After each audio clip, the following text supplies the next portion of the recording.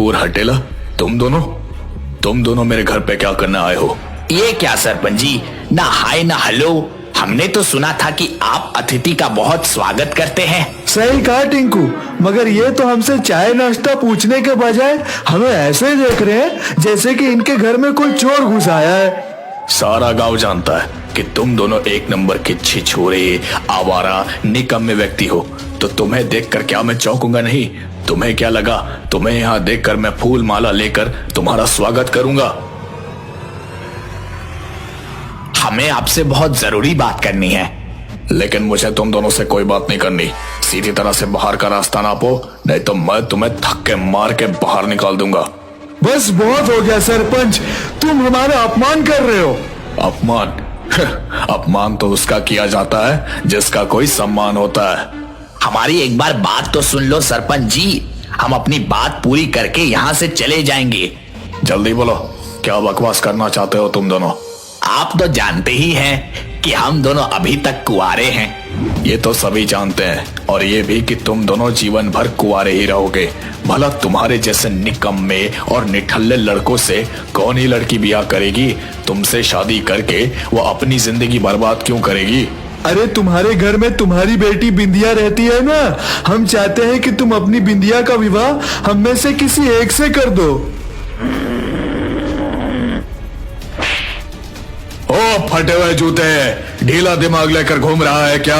किससे क्या बात करनी चाहिए भूल गया है क्या? जानता नहीं, मेरी बिंदिया पहले से ही विवाहित है। और सुन, अगर नहीं भी होती ना तो भी तुम दोनों से नहीं करवाता, समझे? चाहे वो जिंदगी भर कुंवारी घर पर क्यों ना बैठी रहती। अब निकल जाओ यहाँ से, वरना ऐसे बदनाम करूंगा पूरे गांव में मुंह दिखाने लायक नहीं रहोगे। अब चलो, रास्ता नापो, निकल जाओ यहाँ से।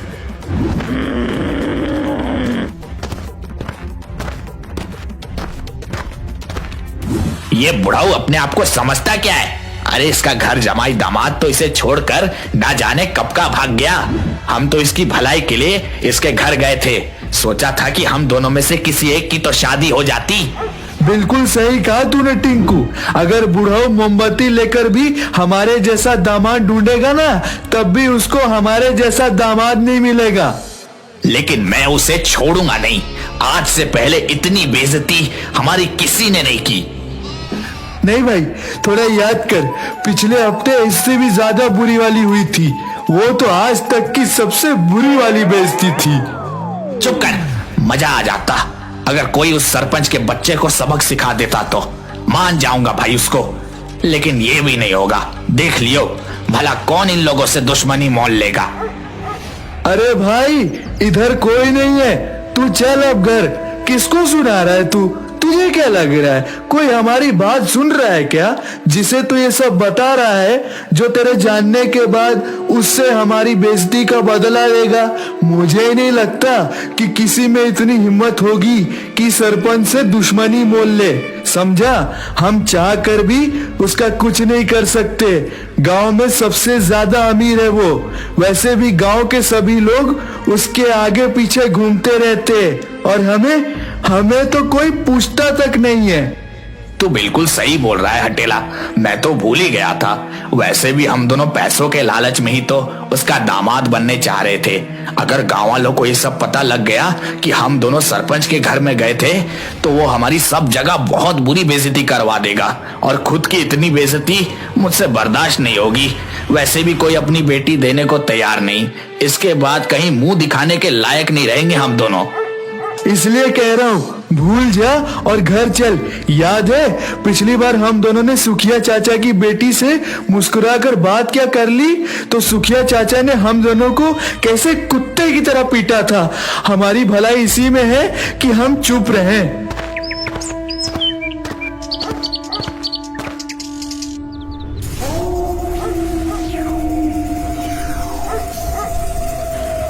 लगता है इन दोनों को हमारी ताकत का आइडिया नहीं है। हाँ भूत बॉस, आपको बड़े हल्के में ले रही है दोनों। भूत बॉस तैयार हो जाइए और जाकर उस सरपंच को सबक सिखा दीजिए। जाइए भूत बॉस, जाइए। All the very best. हम नहीं जाएंगे, बल्कि हमारी जगह कोई और जाएगा। भला तुम लोगों के होते हुए हम क्यों कष्ट करें? अब बताओ तुम दोनों में से कौन जाएगा? आपस में फैसला कर लो। ये किस मुसीबत में पड़ गए हम दोनों। ये इंसान बहुत मारते हैं यार, बात बात पे मंत्र पढ़ने लगते हैं। पिछले बार मंत्र पढ़ के राख मेरे ऊपर डाल दी थी, मेरी स्किन खराब हो गई थी, तू सोच भी नहीं सकता, इसलिए मैं तो नहीं जाऊंगा। हाँ भाई, मुझे भी नहीं जाना। पिछली बार भोलू को कैसे दौड़ा दौड़ा कर पीट रहे थे, मैं तो ऊपर से नीचे तक पूरा हिल गया था भाई। आइडिया। कैसा आइडिया? अरे क्यों ना भोलू को भेजे, भूत बॉस से कहेंगे कि उसे भेजे ताकि थोड़ा बहुत भूतगिरी सीख सके। देखना, ये सुन के भूत बॉस उसे भेजने के लिए मान जाएंगे।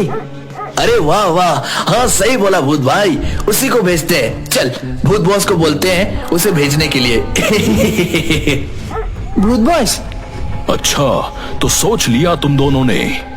अब बताओ कौन जाने वाला है? भूत बॉस, मैं क्या कह रहा था कि क्यों ना हम भोलू भूत को भेजें। ऐसे कब तक यहाँ बैठ बैठ कर वो आराम फरमाता रहेगा? उसे भी तो जानना चाहिए कि इंसानों को कैसे डराते हैं। कब तक यहाँ हम सबके पीठ पीछे छुपता रहेगा? उसका भी सीखना बहुत जरूरी है भूत बॉस, हमारी बात मानिए, उसे ही भेजना सही रहेगा। बात तो तुम सही कर रहे हो। अब आएगा मजा।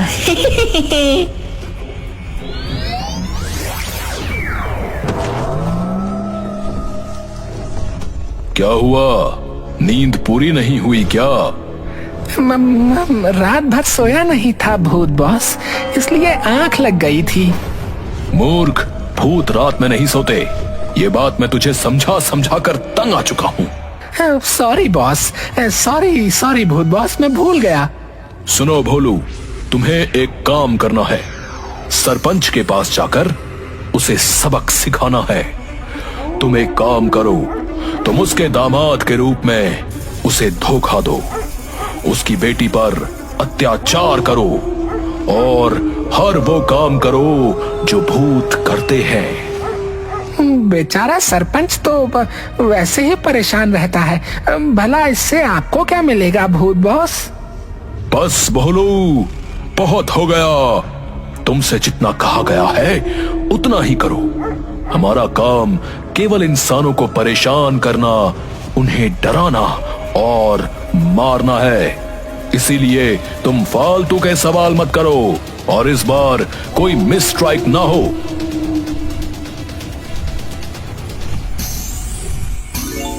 अरे वाह, कितना मस्त मौसम है और इस मोटे भूत बॉस ने क्या घटिया काम सौंप दिया। अब भूत बनने के बाद भला कौन इन इंसानों की बंदिशों में दोबारा जाना चाहेगा? लेकिन चलो देखते हैं क्या करें। आइडिया।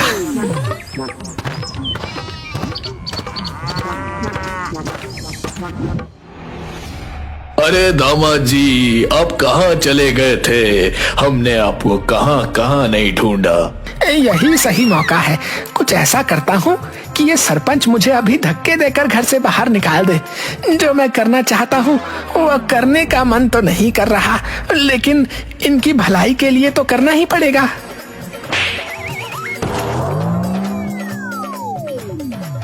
आपको क्या हो गया है कि क्या कर रहे हैं? इतने सालों बाद तो आप घर आए और ऊपर से आपने पिताजी के गाल पर थप्पड़ मार दिया। अरे दामाद जी, धन्यवाद कि आपने मेरे गाल पर थप्पड़ मार दिया। ये क्या कह रहे हैं आप? मैंने तो आपके गाल पर थप्पड़ मारा है। आपको तो मुझ पर क्रोधित होना चाहिए, बल्कि मैं तो कहता हूँ मुझे धक्के देकर घर से बाहर निकाल देना चाहिए। पुश मी आउट ससुर जी, पुश मी आउट। मन मेरा यही कर रहा था दामाद जी, लेकिन आपको पता नहीं, आपके जाने के बाद मेरी गर्दन में मोच आ गई थी। बड़े बड़े हकीम और डॉक्टर से मैंने इलाज कराया, लेकिन ठीक ही नहीं हुई।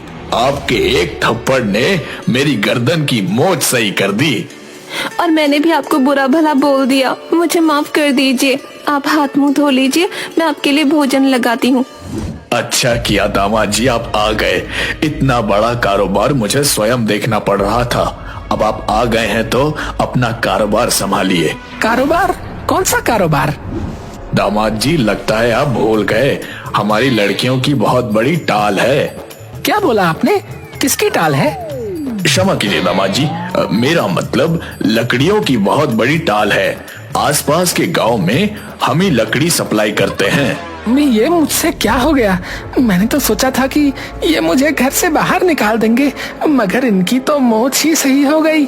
चलो कोई बात नहीं, कोई दूसरा उपाय ढूंढना होगा। अरे मोहन, तुम अपने कुबड़े काका को नहीं पहचाने क्या? कुबड़ा काका? भला ये कैसा नाम है? वो क्या है ना कि मेरी पीठ पर कुबड़ा निकला हुआ है और मैं हमेशा झुक कर चलता हूँ, इसलिए गांव वाले मुझे कुबड़ा काका कहकर बुलाते हैं। आपको देखकर मुझे बहुत ज्यादा खुशी हो रही है। मोहन जी, आपको सरपंच जी ने कहाँ नहीं ढूंढा? वो तो सब ठीक है, लेकिन तुम हो कौन? अरे तुम मुझे भूल गए क्या? मैं सरपंच जी का सबसे वफादार नौकर हूँ। जब आप सब कुछ छोड़कर चले गए थे, तब मैंने ही सरपंच जी के कारोबार को संभाला है। यही मौका है, लगता है ये सरपंच जी का सबसे प्रिय और वफादार नौकर है। क्यों ना मैं इसे पीट दूं। मन तो नहीं कर रहा, लेकिन ऐसा करना ही पड़ेगा। तुम एक नौकर हो और तुम्हें अपने मालिक से बात करने की जरा से भी तमीज नहीं, कुबड़े कहीं के।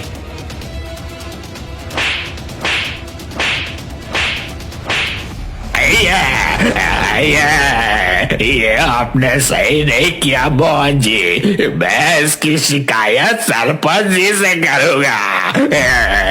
हाँ जा, कुबड़ा कहीं का। बोल तो ऐसे रहा है जैसे कि सरपंच जी पता नहीं मेरा क्या कर लेंगे। चल निकल यहाँ से आज से, तुझे यहाँ पर काम करने की कोई जरूरत नहीं।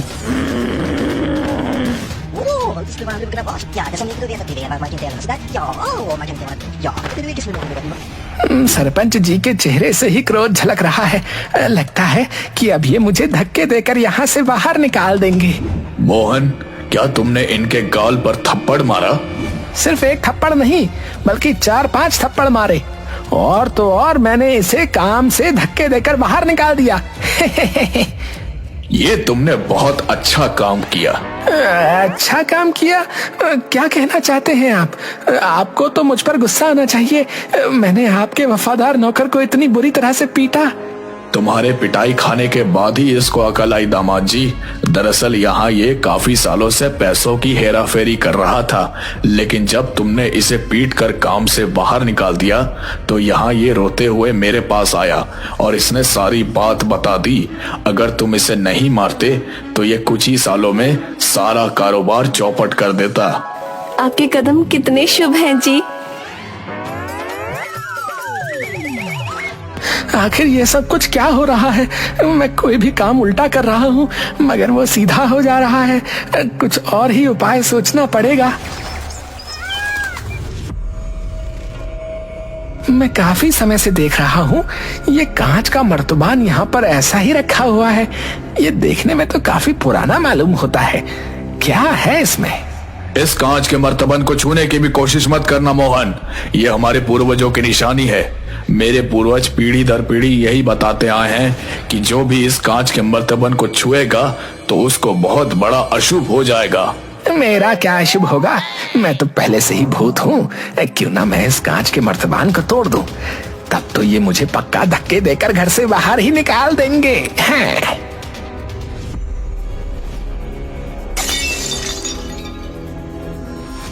अरे ये क्या किया तुमने? मेरा खानदानी कांच का मर्तबन तुमने तोड़ दिया। मेरे पूर्वजों की निशानी थी ये।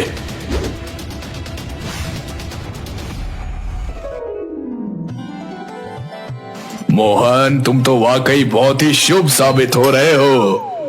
अब क्या हुआ? अब तो आपको मुझे घर से बाहर निकाल देना चाहिए। आखिर तुम मुझसे खुद को बार बार घर से बाहर निकालने के लिए क्यों बोल रहे हो मोहन? तुमने जैसे ही इस मर्तबान में लात मारी, इसमें से हीरे निकल आए और इसका मतलब मेरे पूर्वज झूठ बोल रहे थे। वो नहीं चाहते थे कि उनके हीरो को कोई भी हाथ लगाए और मैं बैठे ही बैठे और ज्यादा धन्यवान हो गया।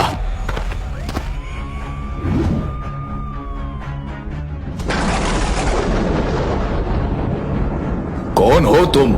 मैं मोहन हूँ। अगर तुम मोहन हो तो फिर ये कौन है? सरपंच जी, मैं भी असली मोहन को देखकर धोखा खा गया था। मुझे भी कुछ दिनों पहले ही पता लगा कि आपका दामाद मोहन वापस आ गया है, लेकिन कल जब मैं शहर से वापस आ रहा था तब असली मोहन मुझे रास्ते में मिला। मैं समझ गया कि आपके घर में कोई बहरूपिया ठहरा हुआ है। अजी, आप इतने दिन से कहाँ थे और मैं कैसे विश्वास करूँ कि आप ही असली मोहन हो? मेरा रास्ते में एक एक्सीडेंट हो गया था और मैं बुरी तरह घायल हो गया था। गांव वालों ने मेरा इलाज कराया। स्वस्थ होने के बाद मैं सीधा गांव ही आ रहा था। रास्ते में मुझे गांव के हवलदार जी मिल गए। ये जो तुम्हारे सामने मोहन खड़ा हुआ है, ये एक बहरूपिया है। इससे पूछो कि मैं तुम्हें प्रेम से क्या बुलाता हूँ। बताइए जी, आप मुझे प्यार से क्या बुलाते हैं? अजी, इतना समय क्यों लगा रहे हैं आप? क्या आपको कुछ भी याद नहीं?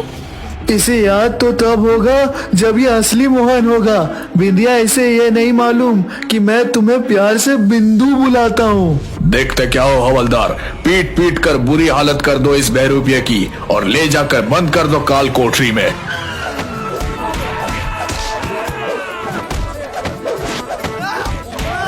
यहाँ से भागने में ही भलाई है भोलू, नहीं तो ये तुझे पीट पीट कर मार डालेंगे। ओफो, मैं भी क्या बोल रहा हूँ, मैं तो पहले से ही मरा हुआ हूँ। अरे ये तो भूत था। इसका मतलब मेरे घर में इतने दिनों से भूत रह रहा था। जाइए पिताजी, जाकर तुरंत पंडित जी को बुलाकर लाइए। हमें अपने घर में पूजा करवानी होगी। मैं तो आपसे पहले ही कह रहा था भूत बॉस, इससे कुछ नहीं होने वाला। समझ नहीं आता कि इसका क्या करूं। इसने फिर से भूत बिरादरी का नाम बदनाम कर दिया। इतना सा काम इससे नहीं हुआ। सही कह रहे हो भूत बॉस, यहाँ तो मार खाकर ऐसे आ रहा है जैसे कि यहाँ कोई इंसान हो। लेकिन आप चिंता मत करो, आने वाले कल में हम इसे अपने जैसा बनाकर ही छोड़ेंगे। माँ, मम्मी, इन इंसान के बच्चों ने मार मार कर चपटा कर दिया। नहीं, सारा शेप, सारा साइज ही बिगाड़ कर रख दिया है भैया। अब भूल कर भी ये इंसान बनने की भूल नहीं करूंगा। हाँ।